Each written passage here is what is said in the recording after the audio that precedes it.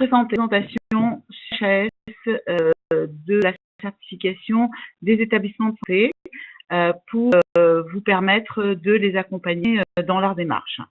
Donc, à chaque fois, les problèmes techniques sont à voir. Nous avons PowerPoint pour vous aider. Attention, les dates de prochaine webconférence vous sont rappelées en fin de cette présentation. Donc, vos interlocutrices aujourd'hui sont en pli de Primum Non Nocere, qui accompagne par le biais du cabinet LACAP dans sa démarche de développement durable, et moi-même en charge de la mission développement durable depuis maintenant 8 mois. Dernière webconférence, systématiquement, on vous rappelle les bilans. Donc, nous étions 30 participants en direct.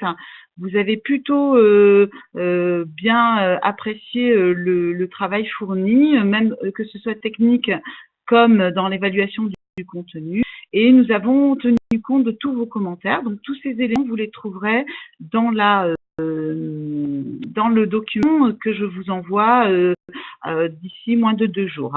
Donc, nous vous remercions de vos encouragements et de continuer. Toutes vos remarques, elles nous sont très utiles.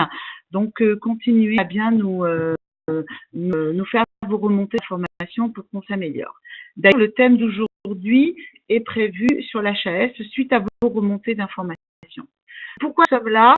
Toujours les mêmes raisons, le changement climatique, la pollution, les déchets et atteindre l'exemplarité. Donc ça, c'est une PowerPoint slide que vous connaissez, que vous voyez chacune de nos présentations.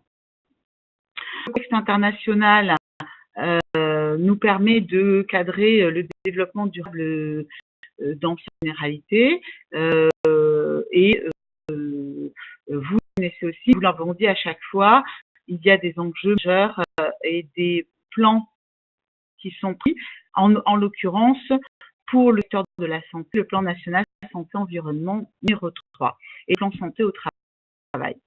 Voilà, on ne s'étend pas, vous les avez, il n'y a pas de problème. Nous avons la lecture des indices verts avec Élodie, fait le constat que beaucoup d'actions et de projets étaient pertinents, mais que ça manquait de structuration et de management, et qu'il y avait des besoins d'axes stratégiques à définir et d'outils pour vous accompagner et à mettre en place. Donc, les principaux outils, là, c'est pareil, c'est la feuille de route générale de notre présentation de webconférence. Et nous avons fait le plan d'action avec les indicateurs, les de mesures. Aujourd'hui, nous faisons l'HAS et la fois prochaine, la feuille de route stratégique, c'est-à-dire la politique RSE. Donc, tous les éléments nous permettent de contextualiser à chaque fois. Et aujourd'hui, nous rentrons dans le cœur du sujet des obligations des établissements de santé sur HAS. Parole à Élodie pour qu'elle nous fasse sa présentation.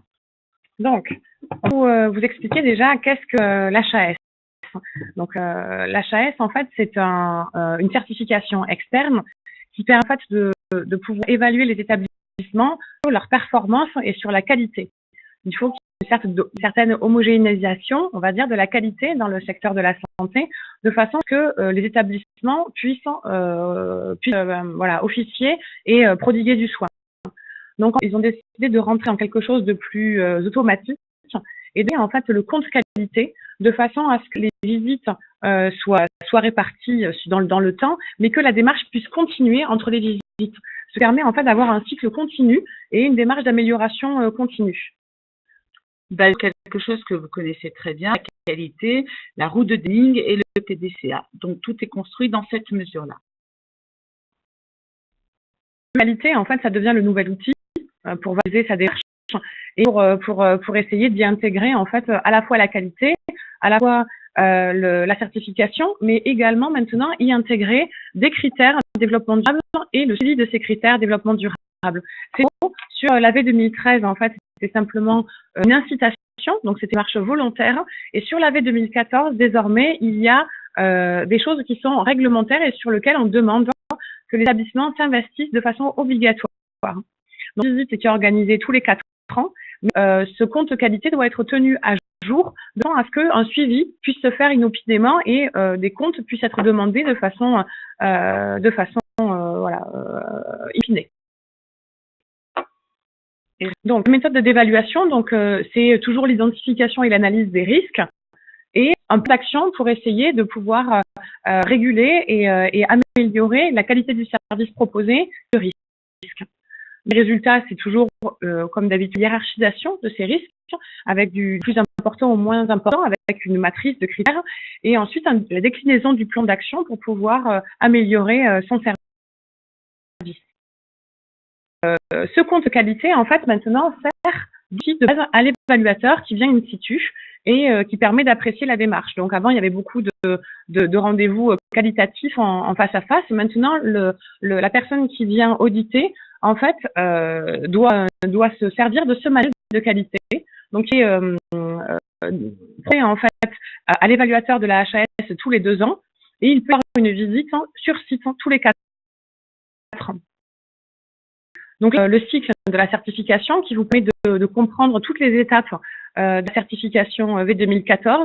Donc, voilà, des visites, le compte qualité, avec des prises de décision sur le plan d'amélioration, la révision de votre plan qualité, de votre compte qualité, et ensuite une deuxième visite, la certification. Alors, nous allons faire un focus sur les critères de développement durable inclus dans cette certification. Et donc, en l'occurrence, dans les 8 critères de développement durable du chapitre 1, manuel de l'établissement versus le manuel des certifications V2010. Il y avait déjà une version en 2010 avec les critères majoritaires. Donc là, vous avez la première référence, c'est la stratégie de l'établissement, avec le critère 1B, c'est l'équipe de la V2010, qui est engagement dans le développement durable.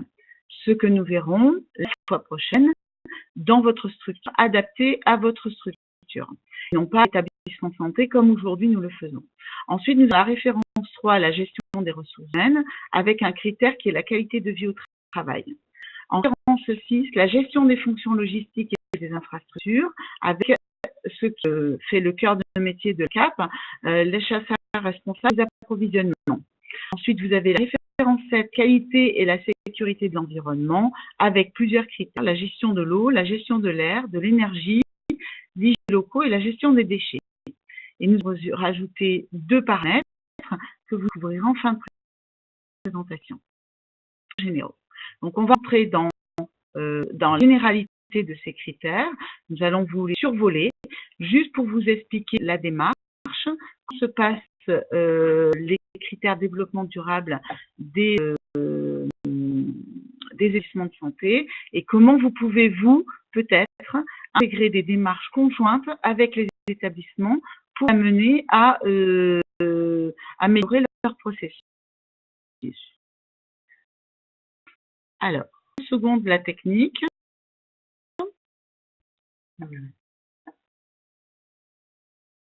Donc, on va maintenant dans les critères. Alors là, on vous a donné un support que vous allez pouvoir utiliser. Vous voyez l'intérêt, bien sûr. Donc, on a déployé des critères, donc notamment le critère 1B, l'engagement dans le développement durable.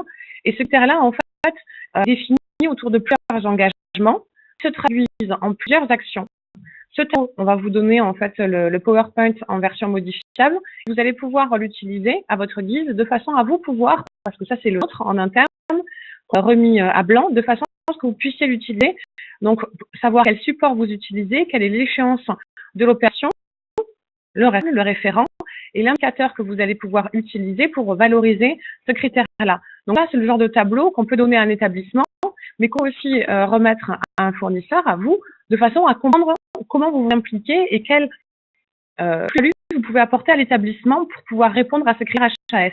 Les établissements sont très contraints par HAS, notamment sur la V2014, sur le critère développement durable notamment, et de pouvoir vous être force de proposition et apporter des éléments factuels de votre engagement qui peuvent soutenir la démarche de certification V2014 des établissements est un vrai plus.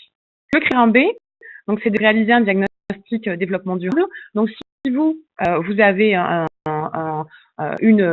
besoin par rapport à ça, sachez que nous avons, en interne à CAP, un site qui vous permet en fait de faire un pré-diagnostic développement durable et sur lequel vous pouvez simplement demander à Cathy, envoyer un mail, la solliciter et on mettra à votre disposition cet outil. Alors, c'est principalement un outil à destination des établissements qui va être déployé à partir de janvier 2018, qui sera en test de novembre à décembre, qui va permettre aux établissements de savoir quelle est leur maturité en matière de développement durable à l'instant T. Donc, cet outil, c'est un outil qui n'est pas envoyé à l'établissement, mais qui est en support, c'est-à-dire sur une demi-journée à une journée, nous posons des questions à différents interlocuteurs. Ce n'est pas l'équivalent de votre indice vert, qui est par contre une évaluation par la démarche, la stratégie globale. La démarche globale, non.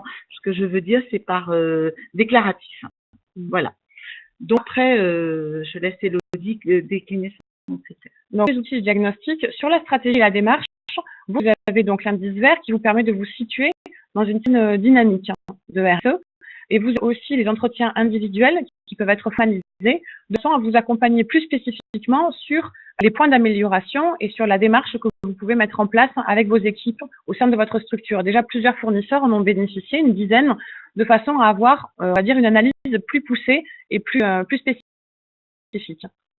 La stratégie générale dans l'établissement, ça veut dire que vous rédigez votre politique et votre stratégie RSE et que vous intégrez dans vos projets d'établissement et de services.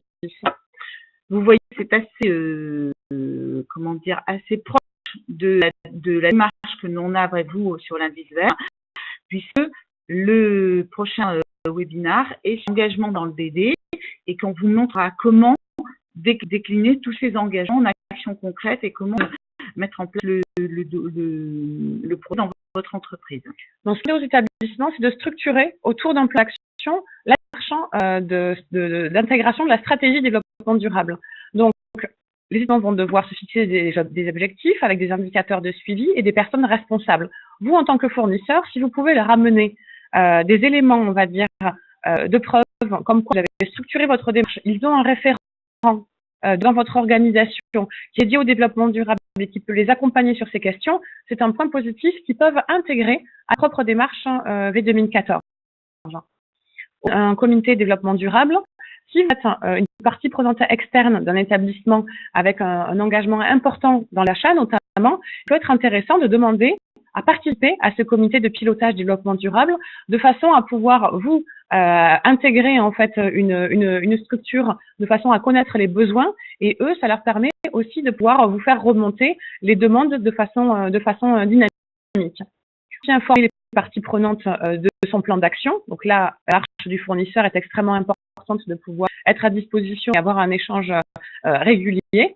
Ensuite, on demande aux établissements de pouvoir sensibiliser en interne sur ces enjeux-là. Donc, c'est aussi intéressant pour vous, sur votre démarche, de pouvoir fournir des éléments, en fait, de communication sur les marques que vous avez, sur les produits que vous ou les services que vous leur proposez. Donc, alors, je vais revenir juste, voilà.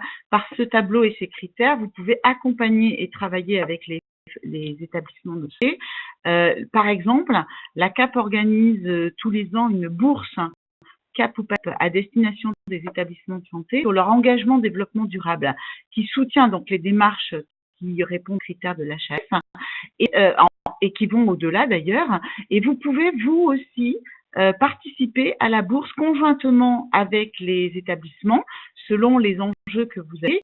Notamment, la bourse 2018 sera sur le thème de la restauration, qui ouvrira à la fois la restauration technique, comment est aménagée la cuisine, comment ils structurent leur cuisine et la gestion de l'eau et de l'énergie sur ce sujet-là, et comment ils vont gérer l'alimentation en lien à la fois avec la pathologie du patient et les enjeux environnementaux, locavore, bio, écolabel, etc. Voilà pour ce sujet.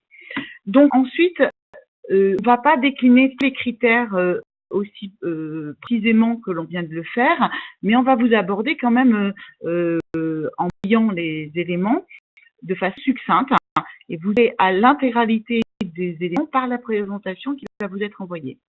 Donc, on va m'attacher aux critères de qualité de vie au travail. Donc, nous, dans ce slide-là, une définition de la qualité de vie au travail telle qu'elle est vue par l'HAS et pour l'application dans les établissements de santé. C'est un sujet très sensible dans la santé aujourd'hui. Vous avez pu voir des reportages récemment sur le stress que connaissent le personnel de santé et les conditions de vie des patients. Donc, il y a un gros focus à venir sur lequel nous travaillons à l'ACAP pour éventuellement référencer des acteurs qui vont pouvoir participer à l'amélioration et au soutien des établissements de santé sur la qualité de vie au travail. Le critère répond à des objectifs qui sont à la fois internes et propres à l'établissement de santé. Donc, quand vous avez ES, c'est l'établissement de santé, EV, c'est l'évaluateur. Donc, il est important d'intégrer le bien-être des salariés comme facteur renforçant le sentiment d'appartenance et favorisant la motivation à l'interne de l'établissement de santé, mais ça va être appliqué à votre propre démarche. On voit la qualité de vie au travail comme facteur déterminant dans le système de management, intégrer des facteurs déterminants de la qualité de vie au travail dans le système de management. Et je vous fais juste un petit quelque chose, justement vous, en termes de, vu que vous êtes des fournisseurs, si vous avez des services ou des produits qui peuvent accompagner justement une ergonomie au travail, une facilitation et la création d'un environnement de travail qui soit amélioratif, il est extrêmement important que vous puissiez le valoriser justement comme un outil d'amélioration de la qualité de vie au travail des établissements. Donc, on comprend qu'il y ait un focus qui soit sur le patient, parce que généralement, c'est le but des produits et services qu'on accompagne. Mais si vous voulez aussi intégrer la dimension, en fait, de valorisation et d'amélioration du travail du point de vue du salarié et du personnel soignant, c'est aussi un critère extrêmement important que pourront réutiliser les établissements dans le cadre de leur démarche de certification. Et dans ce cadre-là, vous voyez tout l'intérêt de travailler conjointement en trinôme, le fournisseur, l'établissement et l'ACAP, qui permet donc aux établissements de monter en compétences et être aussi acteurs du changement qui est attendu pour lutter contre le changement climatique, entre autres, et la qualité de vie au travail ou dans les soins. Donc, nous avons décliné ce critère de manière que l'autre. Donc, vous pouvez voir les différents engagements qui sont entendus par l'HAS. La qualité de vie au travail fait partie des orientations stratégiques de l'établissement. Donc, être inscrit explicitement dans la qualité de vie dans les orientations stratégiques et les documents internes de l'établissement.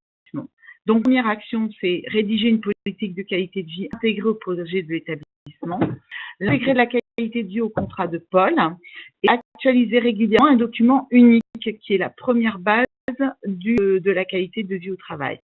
Ce qui est important, donc on va rentrer dans le détail, mais ce qui est important, c'est de faire à la fois une évaluation de sa performance de qualité de vie au travail en interne, mais aussi de mener une enquête de satisfaction auprès de ses salariés pour pouvoir anticiper, voire répondre aux risques qui seront présentés, outre le document unique qui permet de gérer des risques. Quelque chose d'intéressant qu'a mis en place l'ANFH, qui est le cas en fait de formation continue du service public. Ils ont travaillé et mis un budget relativement conséquent dans un serious game pour accompagner les établissements dans leur démarche de QVT, à la fois auprès des directions, mais aussi de sensibilisation auprès des salariés. Donc, sachez en tout cas que ces questions-là de qualité au travail sont extrêmement importantes et vont devenir en gros des piliers de la gestion, on va dire, qualitative d'un établissement. Donc, en fois, si vous avez des services ou des produits amélioratifs, pensez à le mettre en valeur et à le communiquer parce que c'est un critère déterminant maintenant dans le choix pour les établissements. Le critère achat éco-responsable et approvisionnement, donc là, on a déjà parlé, mais je vais laisser Elodie le présenter. D'achat éco-responsable et d'approvisionnement, là, vous êtes directement impacté en fait, aux établissements de favoriser l'utilisation et de produits peu impactants pour l'environnement, mais aussi de façon sur le pilier social, c'est-à-dire pour les salariés, pour les patients, pour tous les professionnels et les personnes soignées qui travaillent. Il faut intégrer des critères aussi de développement durable dans tous ces procédures d'achat. Donc nous, on a un service de conseil à la CAP qui permet en fait d'accompagner et de pouvoir créer des critères qui sont pertinents et efficaces dans les procédures d'achat. et on se rend compte que de plus en plus, les gros fournisseurs ont du mal à pouvoir répondre, non pas dans la démarche, parce que comme par exemple, il y en a quelques-uns qui sont structurés sur de démarches qui sont assez bien faites, mais quand on va dans le produit, quand on spécifie un peu plus, c'est beaucoup plus compliqué. Donc, autant l'intégrer à vos stratégies, à vos démarches, d'aller vers une démarche d'amélioration, non pas simplement de votre stratégie d'entreprise, mais d'aller de plus en plus spécifiquement vers le service, l'éco-conception du service et l'éco-conception du produit. Donc, plus vous aurez d'informations, plus ce sera pertinent et ça pourra être utilisé comme un critère de choix pour l'établissement. Dans ce CAP a décidé d'accompagner aussi les fournisseurs dans la démarche de ces articles, donc des références produits de référencer à CAP, en mettant un indice vert produit qui sortira l'année prochaine. Donc pour ça, nous avons commencé cette année et nous vous avons sollicité pour certains d'entre vous sur l'intégration des perturbateurs endocriniens et nous avons sollicité pour vous demander si vous aviez des produits toxiques dans vos articles. Donc nous allons commencer à référencer, non pas de façon punitive, mais plutôt de façon positive, en référençant et identifiant les produits exemplaires vertueux qui sont tagués par un petit icône qui permettra que l'établissement vous sollicite sur des achats qu'il voit éco-responsables. Donc, cible pleinement à la démarche d'achat éco-responsable. Et quand on parle de relations tripartites, en effet, là, c'en est la démonstration claire. Sur l'achat éco-responsable, les étudiants sont souvent assez démunis parce que la référence ne spécifie pas, à part qu'il y a un éco-cert ou un label particulier, la démarche de développement durable du produit. Donc sur des matériaux, sur du médicament, c'est quand même assez délicat. On va essayer de travailler maintenant sur les services, le médicament, sur les produits, à pouvoir apporter des critères qui seront la certification V2014 des établissements. Sur l'approvisionnement et cette fois-ci sur les acheteurs, sur la livraison, sur l'argumentation et la performance d'achat. Donc, toutes ces questions-là vous concernent vous directement. Donc, V2014 demande à ce qu'un partenariat étroit fait avec ses fournisseurs de façon à ce que il puisse y avoir une transparence sur toute la ligne d'achat et une connaissance. Après, on peut bien choisir un produit parce que correspond à un besoin.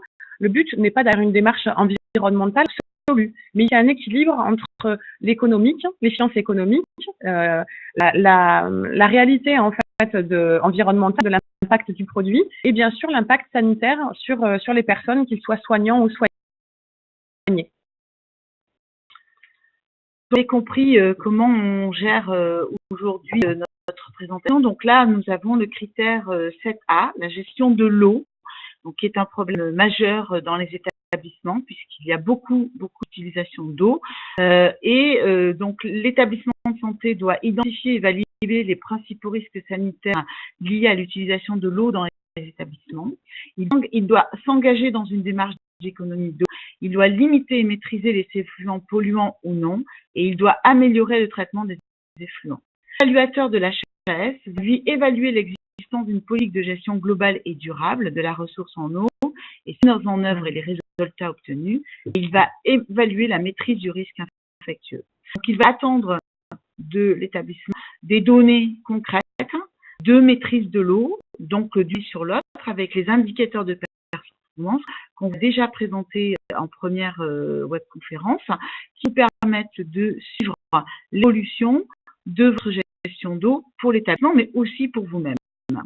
Donc, ça se décline de la même façon par des engagements que nous avons détaillés précédemment et qui vous permettent à vous d'intégrer comment vous pouvez les aider. Par exemple, un fournisseur de cuisine, comment va-t-il fournir un matériel qui gère moins d'eau, qui nécessite moins d'eau que précédemment, qui va permettre de voir comment on gère les effluents, etc.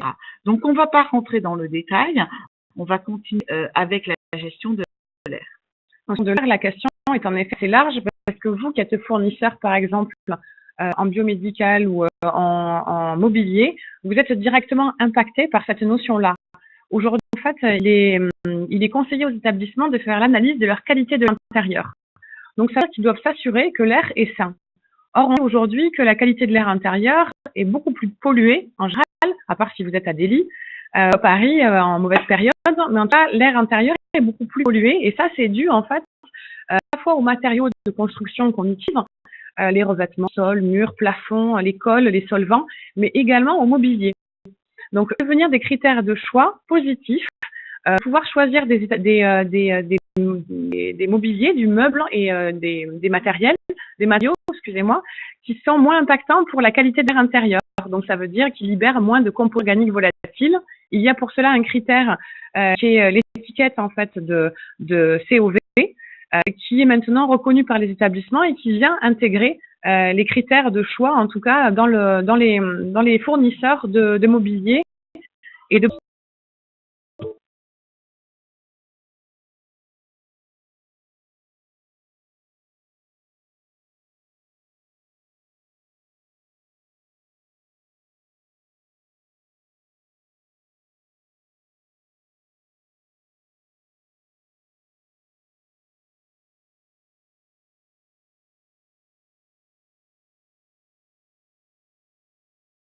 Ça va s'envoler. C'est précieux qu'il est arrivé.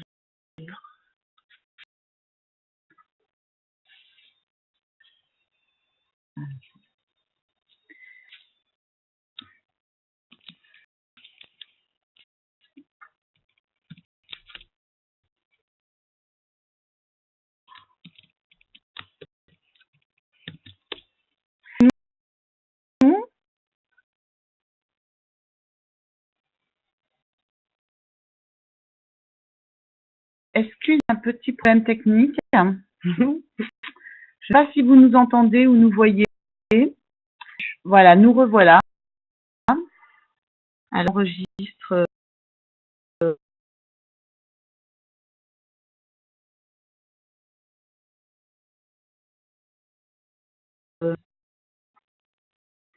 Bon, merci Alexandra. Oui. Excusez-nous, un petit problème.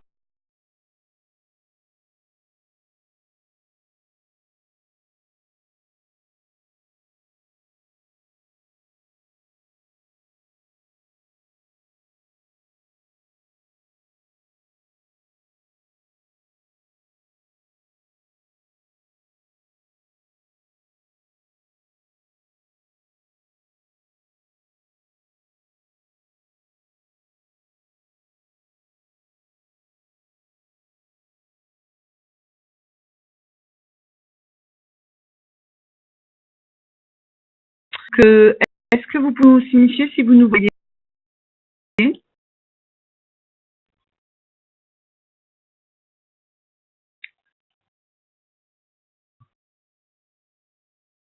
Donc, nous, on voit la vidéo. Ils n'ont pas la vidéo, mais ils nous entendent. Ah, vous n'avez pas la vidéo. Alors, attendez, on va essayer de la remettre. C'est pas très grave. On va finir. On était en train de finir. Donc, nous étions sur gestion de l'air. Par contre, voyez-vous la slide? Ok, parfait, vous la voyez. Donc, on a quasiment fini. Sur les critères de la gestion de l'air intérieur, sachez que si vous êtes un fournisseur, en tout cas, dont les produits peuvent avoir un impact, en tout cas, par libération de composés organiques volatiles, les établissements risquent de demander, en fait, à avoir des analyses de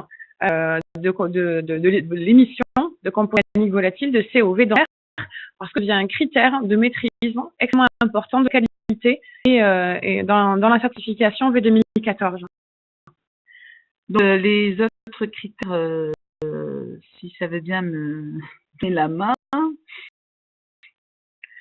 Précieux. Aujourd'hui, pas de chance.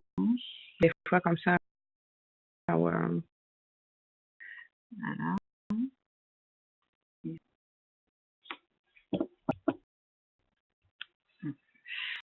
Alors, ok, on est bloqué sur. Je viens.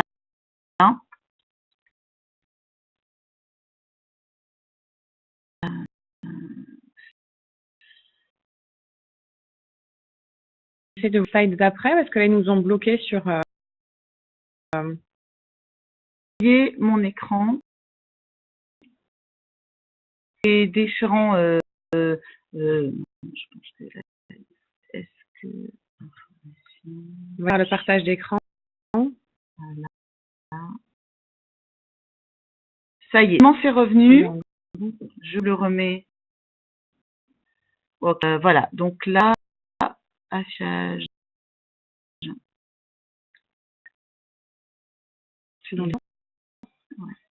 La diapositive actuelle. Et voilà. Voilà, vous avez le tableau d'action qui peuvent vous permettre de mettre en place conjointement avec un établissement comment gérer les problèmes de l'air ambiant. Vous avez la même critère sur la gestion de l'énergie, donc de la même façon, ainsi que sur l'hygiène de l'établissement. Donc là, il y a des contraintes majeures et c'est un gros B. Même s'il y a très peu d'actions décrites, elles couvrent tous les événements sanitaires d'un établissement. Vous avez la gestion des déchets, décline exactement comme pour la gestion de l'eau, de l'énergie et d'air. Justement, une spécifique sur la gestion des déchets pour accompagner des établissements dans les diagnostics actuellement. Il y a énormément d'établissements qui, pour l'instant, ne payent que la redevance, ne payent pas la redevance spéciale et ne payent que la taxe d'enlèvement des ordures ménagères via leurs impôts locaux.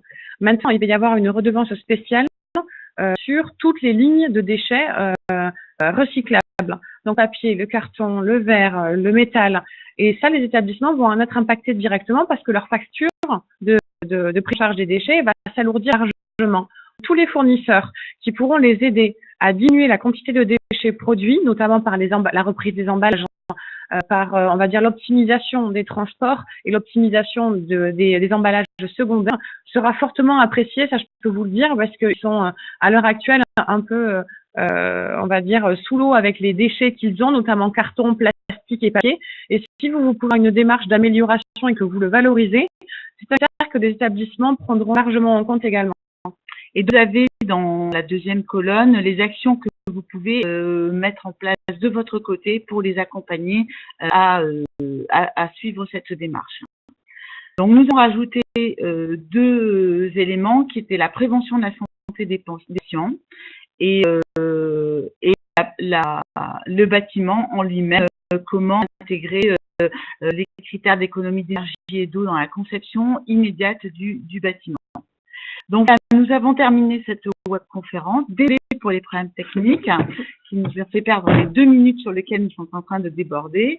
Je vous rappelle les dates qui sont à la fois celles des acheteurs en interne à la CAP et les vôtres en dessous. Et pour l'instant, nous allons passer aux questions-réponses. Donc, n'hésitez pas par le chat à nous poser vos questions. Nous allons y répondre. Alors moi, j'ai une petite question pour vous, pour lancer un petit peu le débat. Est-ce qu'il vous est déjà arrivé, en fait, de travailler directement avec les établissements pour faire l'amélioration, en fait, qualitative sur soit vos process, soit produits? Est-ce que c'est quelque chose que vous intégrez à votre démarche de recherche et développement, les allées et venues et les retours, en tout cas, des établissements, de façon organisée et structurée, pas sur un lancement ou un produit en particulier? La première question est toujours la plus dure. Nous attendons vos commentaires pour cette webconférence.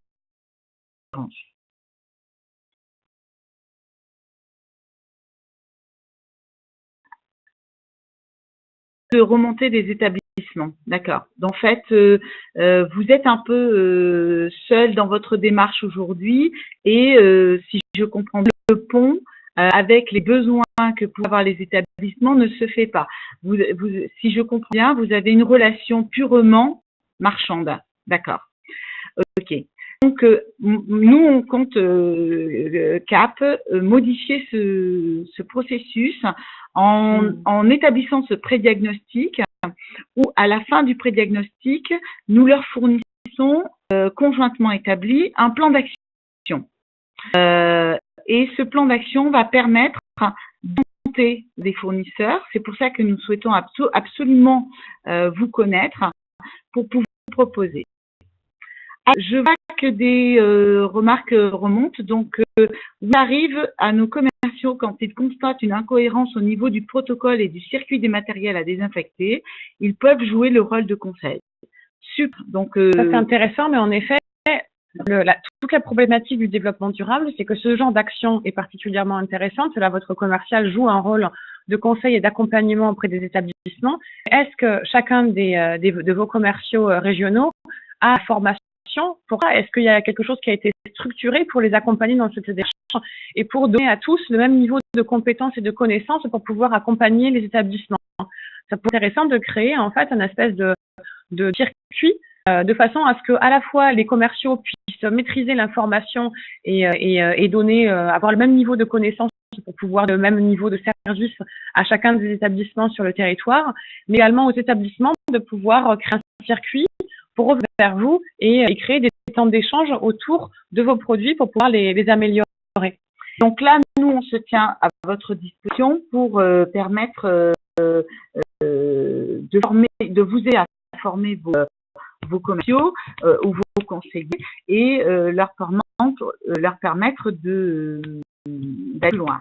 Donc là, vous nous répondez en disant, en revanche, oui, nos commerciaux sont parfaitement formés au niveau des plateaux techniques, mais vous vouliez dire il faut quelque chose.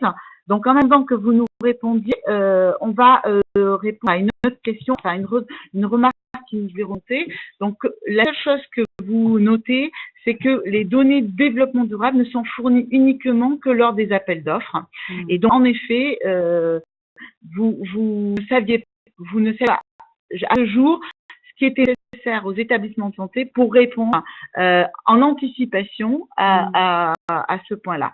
Donc en effet, c'est la démarche par la donnée des appels d'offres. Ok. En fonction des dernières réglementations en matière de désinfection intermédiaire, etc.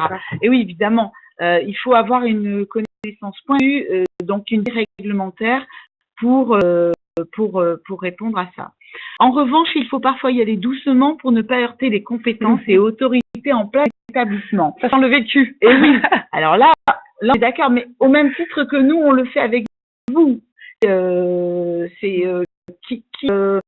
Qui est maître. En fait, je crois qu'il faut arriver à une relation de confiance qui fait en sorte que la relation soit toujours gagnant-gagnant. Vous avez une compétence, ils ont une compétence. En se nourrissant de leurs compétences, vous allez pouvoir leur faire profiter de votre compétence. Ça, c'est gestion de projet classique et de la montée en compétences sur ce qu'on appelle le changement de paradigme. Voilà. Mais en tout cas, sachez et préparez-vous que vous n'allez pas être sollicité maintenant par les établissements que lors des appels d'offres. Tout au long des différentes étapes de la certification V2014, les établissements vont devoir justifier de leur engagement et leur engagement se traduit par leurs achats, notamment éco-responsables, par la qualité de l'air de leurs établissements, sur lequel vous, en tant que fournisseur, vous avez l'impact. Donc, les établissements, au-delà maintenant des appels d'offres, vont être amenés à vous solliciter pour pouvoir justifier la démarche qualité et développement durable qu'ils ont engagée. Donc, c'est ça, parce que 2014, les établissements sont en train de pouvoir de la mettre en place, mais en tout cas, ça va faire partie des démarches obligatoires qu'ils vont devoir mettre en place avec vous. Ok. Donc, en fait, là aussi, ce qui est important de noter, c'est toujours cette relation tripartite que nous pouvons vous offrir. Vous avez, depuis 7 ans, participé pour certains à l'indice vert. Aujourd'hui, vous avez un niveau de maturité qui s'est fait en anticipation de l'évolution aujourd'hui. Donc, ceux qui ont les marches, qui ont A++ et A+, ont un train d'avance, clairement. Donc, ce qui va se passer l'année prochaine et les années à venir, où nous allons, participer avec les établissements pour qu'ils montent en compétences et que leur niveau d'exigence s'élève, vous allez vous retrouver contagé parce que vous avez déjà une démarche. Et aujourd'hui, vous êtes identifié. Ce matin, il y a un établissement qui m'a appelé, qui est en train de passer la certification 26 000 pour juin 2018 et qui voulait la liste des fournisseurs CAP indice vert. Donc, vous voyez, toute marche et tout ce que nous vous offrons depuis le début vous permet de monter en compétence. Nous espérons vraiment vous satisfaire sur ce point. Le gap, c'est de devenir en fait le leader en matière on va dire de détection des pépites et des entreprises et des fournisseurs qui sont engagés de façon efficiente à la fois dans leur stratégie, mais aussi dans leurs produits et services. Et en fait, la qualité va être intégrée de façon beaucoup plus large sur l'établissement, et ces fournisseurs ont déjà une démarche, on va dire, engagée avec des éléments de preuve comme des indicateurs et comme justement tout ce qu'on va vous demander là, dont on a parlé sur la qualité de l'air intérieur, sur l'énergie, sur les achats éco-responsables, du coup tireront leur épingle du jeu parce que ils seront forcément plus avancés et ils auront ces éléments-là. Donc, si c'est un petit peu compliqué à mettre en place pour le début, sachez que c'est une prise d'avance, en effet, que vous avez pour les années à venir, parce que la réglementation va aller vers de plus en plus, en tout cas, de qualité et de développement durable. Avez-vous d'autres questions? Oui. De toute façon, si vous avez des questions que vous n'avez pas osé poser là, ou que vous allez voir la présentation, n'hésitez pas à nous les faire, soit dans vos commentaires dans le questionnaire satisfaction, soit directement sur l'adresse à sebou@cap.fr. Excusez-moi.